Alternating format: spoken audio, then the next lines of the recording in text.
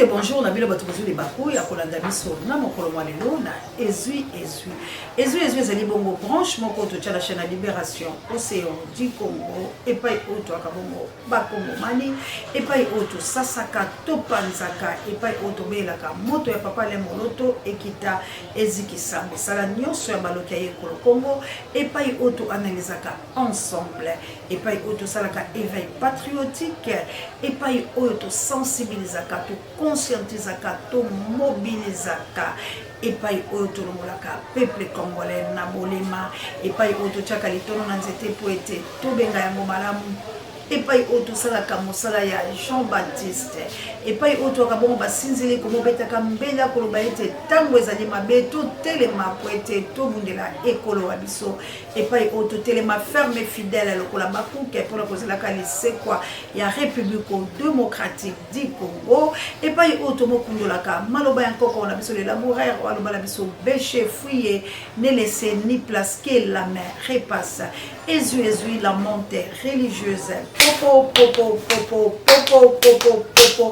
libération tout libéré bongo ekolo Congo Ezui et comme la bongo équipé pour la tena États-Unis d'Amérique Ezui et comme la mananangana kunya dunangana États-Unis d'Amérique Ezui et comme la mama Congo na États-Unis d'Amérique Ezui et comme la bongo yanga mokonzi na Angleterre pe les grands professeurs Achille Mave na molonga na Mireille Mave bobele na Angleterre na mboka yanga mokonzi Ezui et comme la bongo papa Michael na mama Célestine na France Ezui et que le bongo na Suisse et pas ya mama na Jolie Ezui comme la bongo mama Dolo et comme la bongo mama Samuel et mama Pierrette Ezui et comme la bongo moi na mère de Bruno na Autriche Ezui et comme la bongo ba mama missionnaire na plus 30 na bokanita babe il faut que yo moto pe ba poko ya mumba Ezui et comme la bongo Big Daniel Ngenda yako na fami mobimba oyo babungisi bongo molonga ya Big Daniel Ngenda kufeli bongo mama vraiment libota ya Big Daniel Ngenda ekolela tika nzambe abondisa mitema yako na kati ya famille pe molonga ni ya mama et molonga ni ya papa Big Daniel Ngenda aussi on dit comment Bumba est tombé le bino ba condoléances Ezui comme la bongo Charlie Chobo Ezui et comme la bongo papa Mapassa mama Jovi mama Pasteur Chantal Ezui mon bongo Chantal Tambila pe mama Sidonie ba sur la France Ezui et comme la bongo qui la met Dieu de talota qui tumba kane konto boki le konde femme pekato na Allemagne Ezui qui m'appena aken bobele na Allemagne pa ya lâche bien mama sociale mama ya la bitike Ezui et comme la bongo bino banso bisika biso ezoli bino pona kolanda ka biso na mikili ya bafilika bande ko bako benga biso Ezui na South Africa et pa ya na lompinga Guy prompt rétablissement na merveille pe bama pasa na biso Ezui et kende bisika nyoso bakongo mani bazali mona biso na changu et mona biso bongo na mwamba et mona biso bongo bipai biso bana matete bana kiseso toko tambola ndenge toyebisaki bino kasi makoki penza yalete libenga la biso likolo bakala kota ya lingala yango kosala pasi prompt rétablissement na mama Jawa salam alaikum na bamizima na nyonso nzambe alola apambola bino bipai biso bozali tosolo la malamu pona le Cabo l'Italie République démocratique du Congo bande ko boko benga bipai biso boko benga penza boali na posa la biso kasi biso pendeke to ali pe na posa la bino parce que sala biso pende to ali ka to ko bianza te bande ko la ngai makamba leki bayike kasi to ko tambola lolenge kani posa ezali kasi pasi penza ezali makasi bo comprendre biso po ete libenga le biso likolo ba lokota elingala ekolo ba penza lokota elifala sete ya mona bomoni moye penza tokutana na bino ndenge toza kolakana réalité yali bongo motema babete po ete mamoso yazali wana pona bino pe bozali pona e bo s'abonner massivement na chaîne de Libération bokozala ka bongo décité po like l'émission bo partager bo tia ba commentaire ba suggestion pe ba j'aime na bino na Australie na mon désiré botuna na mama Elisabeth Botuna et pour la nénité papa langa G3 mama Elisabeth Nkoimpumba la France mama Yabana bozali tellement ébélé tika nzambe abatela biloba mama ya moto mosima mite mama Madeleine to benga na mama Emilie Nzemba 12 pepela mbetolo numéro na yo koleka te benga biso pona tosola bobenga Bruno Mimbenga bokozwa maman océan de la presse bobenga Kabuya l'homme puissant bokozwa maman océan de la presse pour te mkola maboko te la comme moyen bozwa na penza ezalité kasi la banzela bango manso bokosala ekokomela océan de la presse congolaise na kosala bino maman Célestine téléphone wana soko récupérer to pesa ya mondeko Nestor pour te trouver tu peux la kosola na Juka M le number 1 océan de la presse congolaise comme tu rétablissement na yep santé ali bon père malamu te amoto bana kozwa été kasi soki bobenga ina yo kopesa ekokomela nga pour te na penza la posa to salata allo to luka pe moyen ya kobimisa passeport ba de kodangai ezali bongo pasi pe mawa akata république démocratique du Congo makambo nyonso ekokomela biso molio lelo to kosola ni mbande kodangai na botena ko ibisa bilo mikolo mileki ete Congo ya limalamu te bozo likambo ya Congo lokola lisano te bayike balobi to lembi likambo ya Congo bayike balobi Congo to ali suna kosala ngote Congo makambo nyonso ekomi mabe yango moni biso to koloba nini likambo ya Congo yali likambo na yonde kolangai na sepeli pesa na message ya 1600 volts hein ouais uti koloba la biso mais eloko selinga passe na kati na mo po ete bensil tezali moye penza to tia message wana ezali te même bala sima ndeko abisa ko sala biso ba message ya lolenge wana apesa bobele malako ndenga apesi pe a mobiliser ndenga mobiliser kasi to bomba moi kanda la biso pambate biso ta mutoko chango ni tando eke ekoki pe kozongela biso makambo mabe ko eta lobi pela maloba makanda yango moye penza message komela ki biso papa mais moye to tie yango ezali te komona na lolenge ya mabete pambate retour ta moyela ba biso ezala ka penza malamu mingite tolingi toli a raisonner kitoko bande ko ngai alobi lolenge nga oseana lobaka mekili ya bapa ya obovandi ya libisika bya binote auti ko manuela biso likambo liteli Suisse lolenge kani babundaki po ete bakoma bongo bakoko mane obovandi na Suisse boyebi lisolo ya Suisse boyebi ndenge ni Suisse ebundaki pe koma bongo kasi pona ni bino boko zwanda kisa ya maele te pe bombunda lekolo ya bilo po ete koma lokolo ya baninga po lobi pe bozwa lokumu bino boko maele likambo liteli Congo over les États-Unis d'Amérique over na France yebi bitumba ya France ndenge ni babundaki na banzi bozakala ba mikolo ya bopemi po na mwana mwasi oyo Jeanne d'Arc boyebi etumba boyebi ni citoile boyebi makambo nini esalamaka na Hitler boyebi makambo eleka kasi bango babundaki butumba babiango babosomi lelo bilo boyina bamboka na bango tako bozuba nationalité mais mikolo bya bino te boni yo moko kofinga Congo boni yo moko koloba mabe ekolo ayo aussi longtemps ndenge bolobaka lokota ile français la mabele ofandi ya ya yote ele mabele ya bapaya okobika bolamu ya bapaya pe bolamu yango ezali penza ya bonsomi te pambate bali kochela bino pe mwa bindelo oyo kosala bino pasi na banzi te lote ko lakse bino lisukulu o pe ba français bali pe komilengele pona ba Afrika na oti ko lakse bino lolenge kani basambisi de lisa songo so ali mwana bango ya bokangaka avion présidentiel pona koteka yango na vente na ba enchère aux enchères de bolobaka kasi likambo de ko yoko interpeller conscience ya ba kongomani po baliki ayete to bunda pe tumba mboka la biso to soutenir chaîne de libération to sunga maman Océan to sunga ba Bruno Mimbenga to tambwisa makoloma bango po ete bakene tant to lobaka soulèvement tant to lobaka article 64 est-ce que to ko sala yango na maloba bolingi kaka ba boto libaya ko boto la biso ekolo bolingi kaka batoyo bakoya na makasi na kanza pona ko boto la biso ndeko na ngai 1600 volts alobi makambo ya kitoko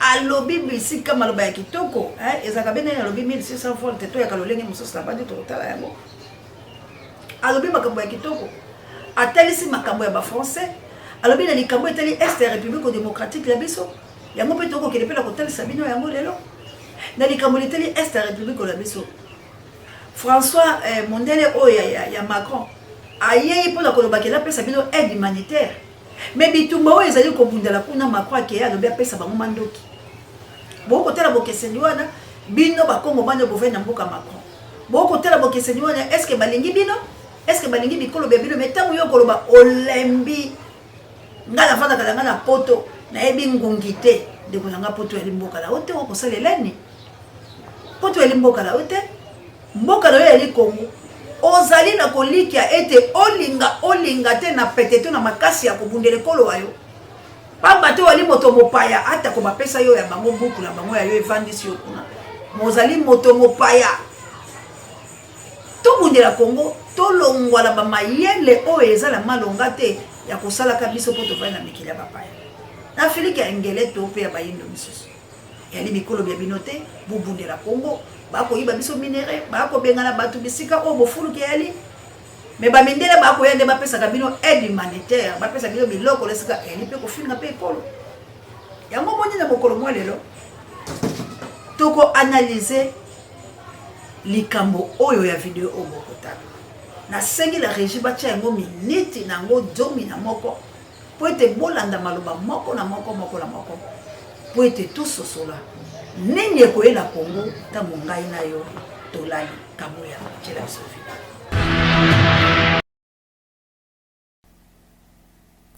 Chers compatriotes, après plusieurs années de silence et de retenue qu'imposait mon statut d'homme d'État, je me sens dans l'obligation de briser ses devoirs, car le salut de notre peuple en dépend. Les élections de 2018, qui ont consacré une passation pacifique du pouvoir pour la première fois en RDC, ont été soumises à un challenge dont l'objectif était la déstabilisation à la libyenne de tout le pays.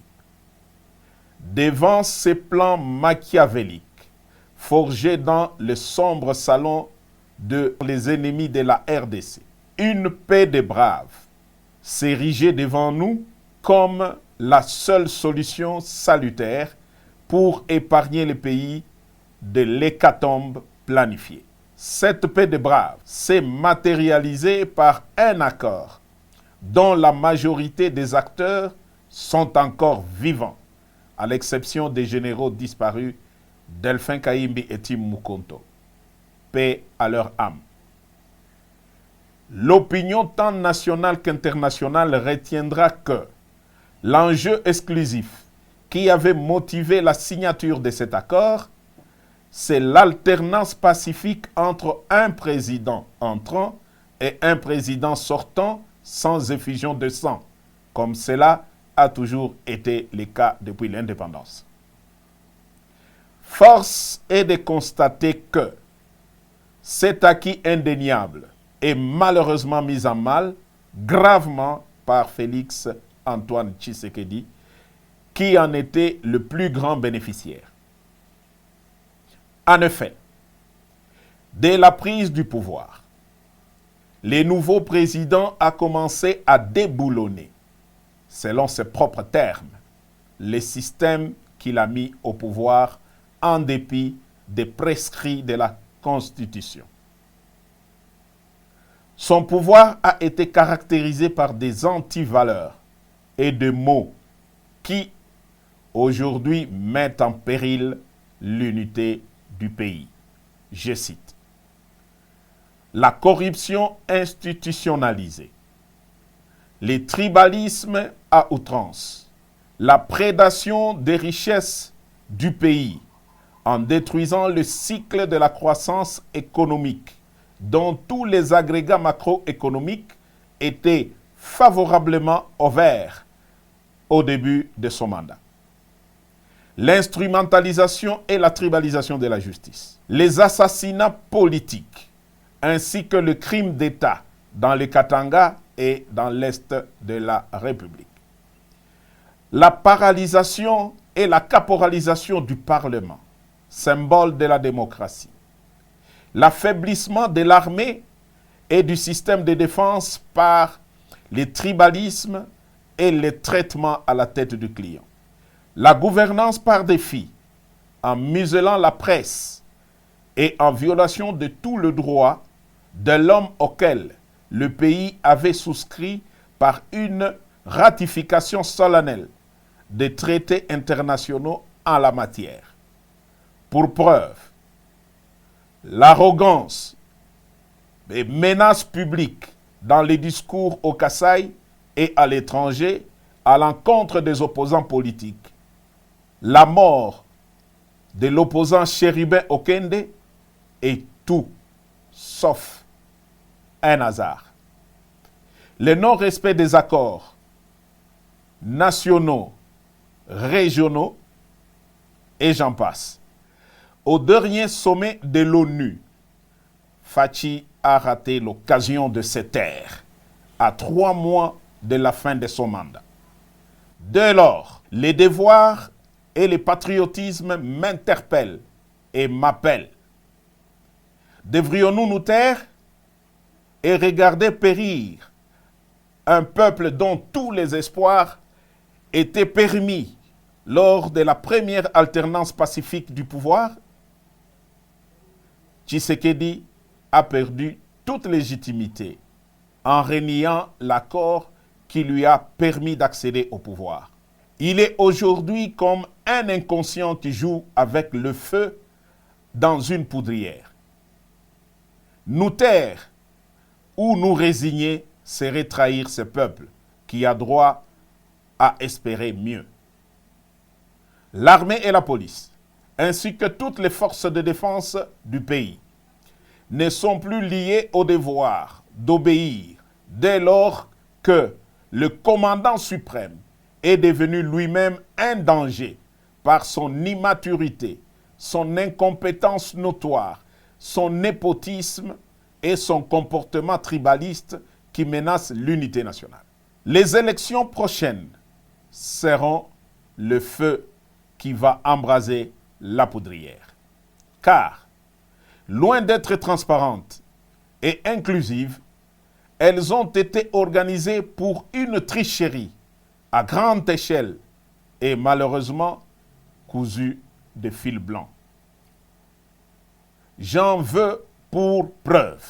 1.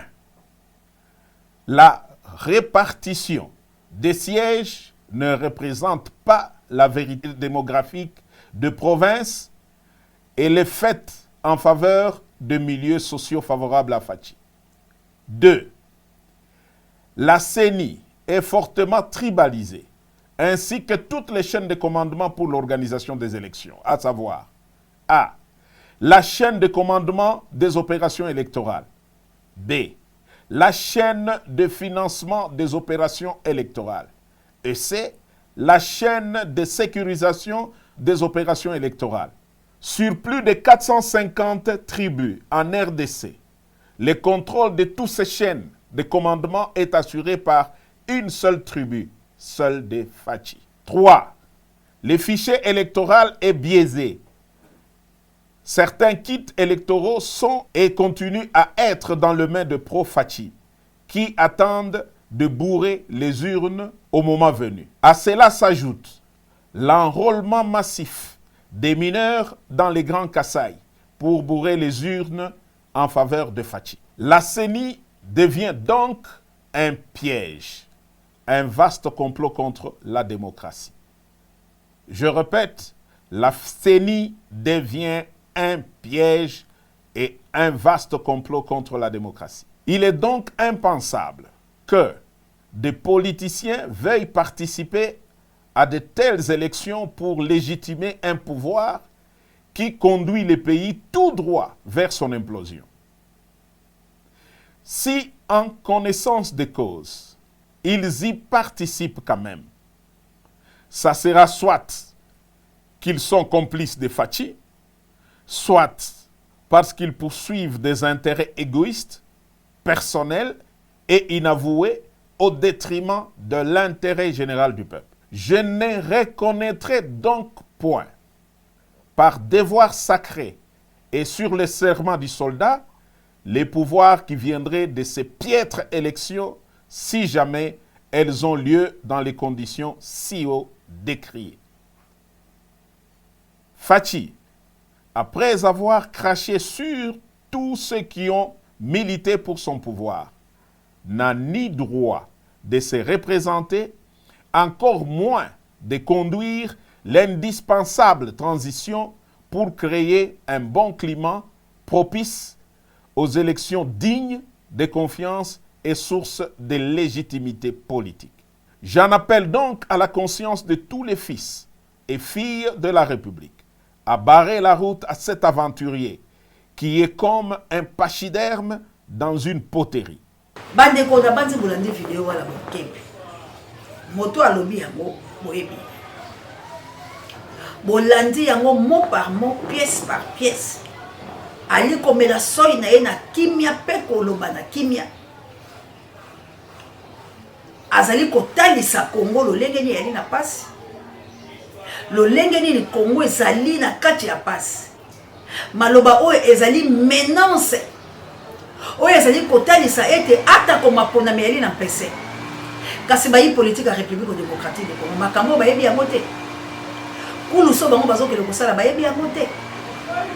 Bayebi te ke Congo yali na likambo moko oyo ezali ya badile Félix asalaki na Kabila esengeli batosa yango nde koboma Congo. Ata koboko finga biso. Ata koboko boya kontima biso. Ata ko maloba na biso ekozala maloba ya mabe. Kasi bandeko na ngai ngamo to la lobi makambo wana. Toko lokota mabanga.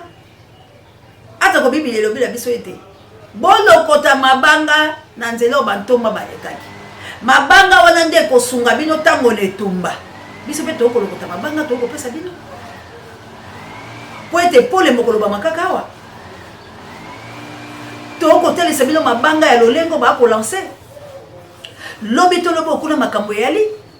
Lobi to lobo kuna Congo makambo yako bomba malesusu te. Na chaki ya ba M23 ta ko la régie ba chaki ya mondambo. Kasi malobo M23 lobaki bobele maloba ko. Mwana mboka lobi soki bato c'était to kosala soulèvement article 64. Article 64 sengele sala mana ba imboka. Mais soki bango bazui article 64 ba pratiquer pour bali la force ya ko pratiquer, bali la bibundeli, bali na boyokani. Sika biso to kozala wapi. Kongo mani sika na yo kozala wapi. Soki bato mosusu bazweli yo makasi ya kobundele kolo na yo to kozala wapi. Ata ko bali na mikili ya bapaya. Bako bengi sabino na lolengo bokondima te. Ngala ndimaka teke na Angola bato babeta ba 30 ba 40 balila ba billet nationalité bakambutu. Mais mokolo moko na bika yango na misu nga bako benga na bango bato bala ba entreprise. Oboyoka rushka ya rushka. Bako benga na mutu asali 30 na mabele na bango. Aza na entreprise. Bako zo billet bako kat. Ndeko na ngai moto mopaya ali ndeko na ote. Lelo biso na Angola boyoka nyamala mwelite. Biso na Brazzaville boyoka nyamala mwelite. Na bamboka oyo zingi biso toenda boyoka na malamu te. Tango boyoka na malamu elele te boyeba ke ba polo te yali ya kofungwa mapwete mabeko ta la République démocratique.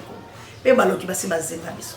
Sika bazui kanza ya koloba makamba lolenge oyo ndeko na ngai to sosola te lokola bato to la bobele bato nyama pe to kota bobele na ba sentiment ndenge bile moko koloba ka lokota ni français ya koteke Congo na esika ete ngai na to simba na maboko to sunga na poete kolo wa biso ke de liboso lelo oyo na base to ute ko la tsabino video ya mona mboka Félix Antoine Tshilombo na kati ya kinga kati bazo yango na caméra cachée tango oyo bali na kati ya boyoka na bango bako yokana nenga lobaki na bango asala manda ya babale oyo ya kosenga lelo yo poete abongisa pe la sématique na bango ebonga na bango mais kasi na boyoka na bango bamoni ete ya tosi te na libango makambo bango bayokanaki lelo oyo nini bande kwa UDPS bako yebisa na peuple congolais balobi soki Félix azui deuxième mandat ba Rwandais bakoki de bako senga na bakongomani ete mandat oyo to échoué to bengisi ba mana Rwanda te bilo bo pesa biso mandat ya babale wana nde to kile ko benga na ba Rwandais est-ce que ekosala mabongo siko tango ba politiko o bali bongo bo opposant o pe bakila kurusela tango bango bazokala ngambo na bango bakolobani. Est-ce que tumba ya maponami ekozala ya solo tango ba faiseur de pouvoir ndenge ko bakalo côté ali français ba bandi ko lancer biso ba pierre ba bandi ko intimider ba bandi ko yala ba menace ba bandi ko koma ko sala makambo bango bazosala bwali ko likia ete mboka oyo ekozwa kimia na yango soki ba kongo mani to milengeli te pe ko manyola malobala malamu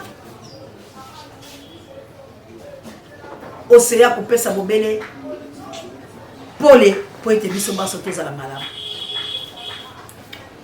bande ko balandi la molongo mobimba pe bisika biso ezwa mibi tozala lokola bato pona bomoni makambo ekolekala ye ekolo wa biso parce ezali la kati ya république démocratique du Congo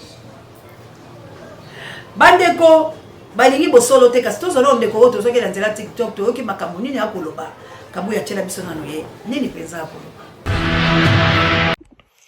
Bonjour les amis, rapidement on a la vidéo dans ça on a lingala parce que si on a lobby on a monoko ba français et relekaté et puis on risque de bakanga compte nangai donc na lobby on a lingala. Bandeko bomona ki lobby docteur Mukwege aye ça un discours politique, son premier discours politique il est dans l'arrêt politique et c'est dans son droit le plus légitime étant citoyen congolais contre toutes les allégations les rumeurs, à ce discours politique. Dans le discours politique, à lobby et il faut na Congo tout supporter tout cha notion ya concept wana ya genre notion ya genre na zolo ngolo ba mingité na français.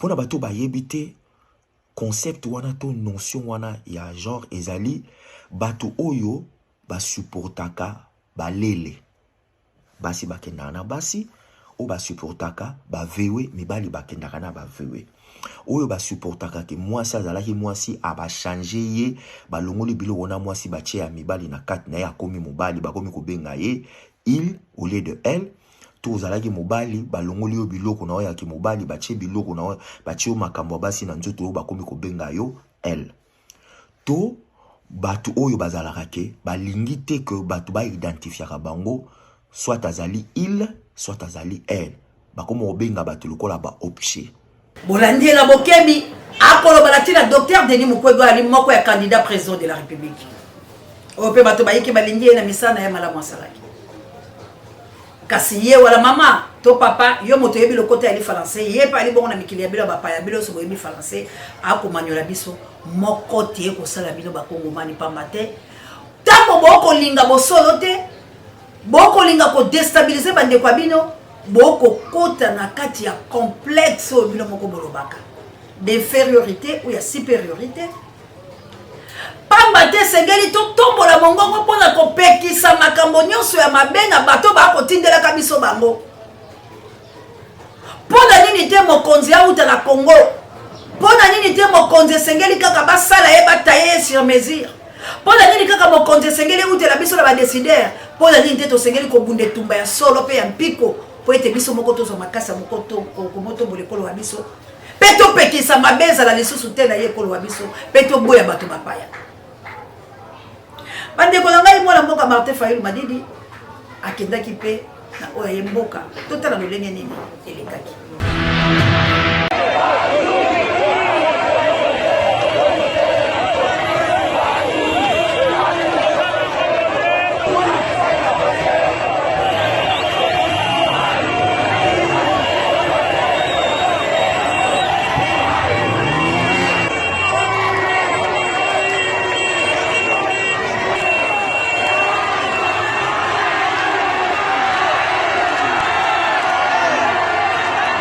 Matondo mingi na bakongo mani pambate posa na bango ezali ete mokonzi o bango balingi akitala na ye bonga kasi pasi ezali ete maso tozali kosala ekozwa litomba te po ete ba décideur bali bobeli ko na biso bakongo mani to kolinga te toyoka mbela ya mama océan toyoka mbela ya chaîne de libération po ete biso banso tolongola mbindo oyo pe totelema lokola bato pola kokundela ekolo ya biso.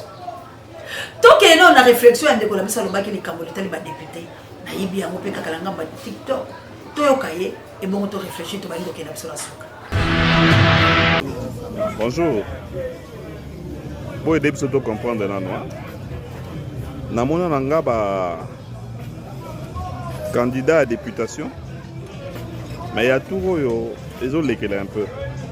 Na moni ba Trésor Mputu. Na moni ba Mama Kalunga. Namoni ba Caleb, namoni ba Wera, namoni ba Lacoste. Je ne dénigre pas ces gens-là. Mais je me pose la question, c'est quoi l'intérêt? Ok, le Parlement comme ça. Ok, parce que là-bas, il y a les textes, il y a les lois, il y a beaucoup de choses que vous connaissez. Je ne dénigre pas toutes ces personnes-là. Mais bien, nous avons le Parlement comme ça là. Est-ce que, parce qu'il y a un principe qui dit, dans un pays pauvre, comme un politicien. Si on a un pays où la population est pauvre, politique est makasi. C'est-à-dire qu'il n'y a pas de coin de réunion, mais on a la politique. Mais donc, il y a des gens qui ont besoin écolo, il y a des gens qui ont besoin de 21 000 $.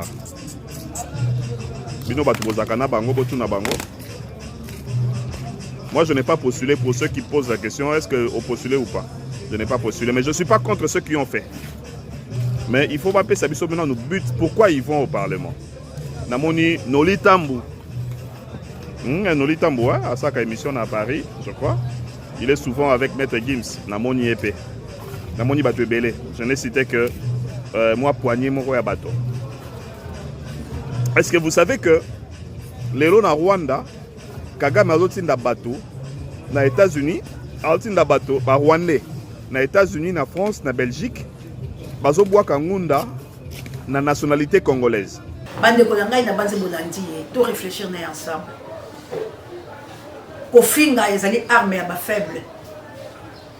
Moto ya malonga a analysaka pa pesi ya yelo lenge. Kasi tango biso tozolinga ka ko finga ezali pasi pe mawa. Est-ce que réflexion de ko oyo asali mabe ko ete tozaki mo ko sola pe to lokani. Kasi bande ko ide pesi ba humilier Jean-Pierre Bemba. Jean-Pierre Bemba gombo jendeta lotake tumba. Atelema ka pona ko bundela mboka. Bayibi biso baponami. Tozalaki bato tolobaki biso banso. Tokoko ko sepela ko konzo alo kutate. Tokoko ko sepela te lolenge ni bayibi biso baponami kasi la sema mikolo bache ministre de défense kasi to zwa parti la bango. Lolenge esambu si bango.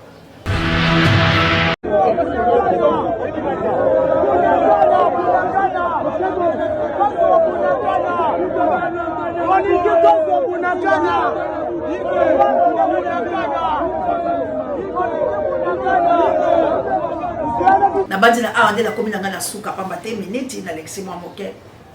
Bande ko ba Congomani. Moi aussi de la presse, je m'informe et je me cultive rien que pour vous informer. Et je dénonce les insanités. J'aime dire tout ce que les gens disent tout bas. Et nakoko ba bobele la ko dénoncer comme insanité. Mongongo oyo ezali mongongo oyo koyokama kate me koyokama poete ezali ebale boya mbindo tolingi bosolo na kati ya République démocratique du Congo tolingi tobunda etumba ya malamu bandeko na ngai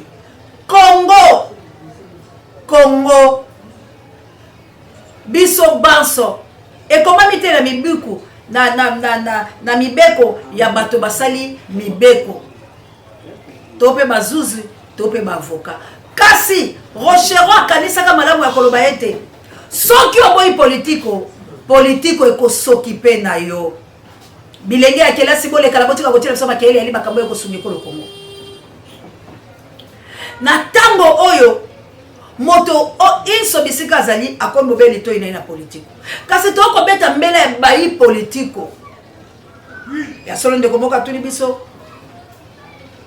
ya solo ya libongo mwana mboka Muzito asangisa ki bongo bayi ba député na sima ya congrès na ye na sima okelo kotika candidature na ye kasakila ki bongo bembo na mikili ya papaya tanga kozonga tokoyeba yo ko ni bango pe bakosa kasi to ko la bayi opposant ya République démocratique bozali bayi ke makambo ko leka cesse ya République démocratique du Congo bino boyebi makambo mindele ba ko imposer bino boyebi kasi na kulu sa bapona minini boko pesa peuple bino nyonso bozali ko kotisa peuple ya kobe bino nyonso boli bato na lokuta boko tambu sekolo malamu te po boyebi ete bino banso wana bokozwa bokonzi te eli na moto moko oya salaki bokonzi la kati ya Congo yesi koyo akomenanse kiti na ya bokonzi po ete bango bazonga po bamoni ete badilo basalaki esimi malamu te seke muto bakopesa ye bokonzi sengela sola malamu na Kabila seke bino so ba opposa bakokele soko leshe na sana Kabila lobaki Olive ba kongomani to sola malamu bolingi kabila to bolingi kabila te bolingi kongo to bolingi kongo te nini oyo bino bokolinga kosalela biso bande kolangala lobi kaka popo miso mwa biso mofungwama po ete tolingi kolo wa biso na awande na sukisi na ngai matondo makomela bongo balandi minene ya océan du Congo ba oyo boko sepela pe bosunga biso boko benga ba numéro ezali wana bobengi peno mimbenga boko benga kabuya po ete toenda posa ya lisumi. Merci encore une fois. Na kabuya l'homme puissant ne change pas l'équipe qui gagne. Merci na gloire ngoma misape électrique. Prompt rétablissement na Pape Dja directeur à recherche stratégique et pourquoi pas ça mon opposé pareil be miso babiso. Matondo makomela miradi saya. Matondo makomela gradi et prompt rétablissement la gradi l'opinga. Nzamba batte la nouveau riche gloire. Nzamba batte la directeur Willy. Abatte la biso mir adi. Saya abatte la malam malam. Abatte la biso Christ en vie, la servante de l'Éternel. Abatte la biso bana la gloire de l'Éternel. Abatte la bakongo mani.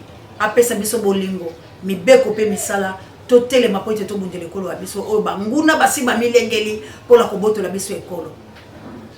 Décembre. Ekoza la likambo ekoleka makasi.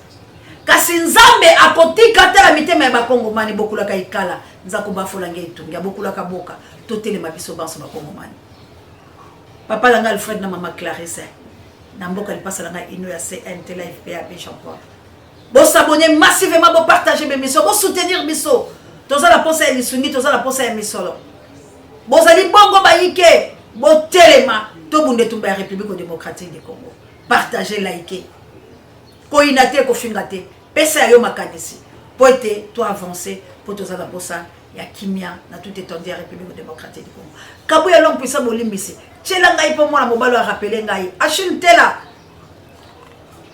Mama Grâce Tela Umba Ali le mot que monseigneur mission Kolo Landé noir moto mon prêtre ba maman missionnaire la zala posa tu vidéo ezaka moke o ba oto tinda ona tongo kabuya tshaya ngo ezalika moke bongo to kabala biso. Jambo grupe hapa tuko mpaka ya Kamanyola na Rwanda Bugarama, tunaona mabisi zetu za Kongo zinafika Rwanda na wapasaje wako nenda Bukavu. Rwanda wanarudisha mabisi yote na wapasaje yetu ya Kongo. Na atuyajua ni probleme gani. Ndio vile ambo wa suite tutawapatia après.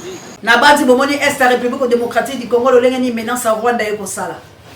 Maboko langa likolo kolo babobele bosolo maman dangola la mokitene Florence Matondo Bido c'est lui qui veut la paix prépare la guerre mboka la biso élection za musika kilame et c'est tout ça la soulève article 64 tout contre carré baili pour être domika popo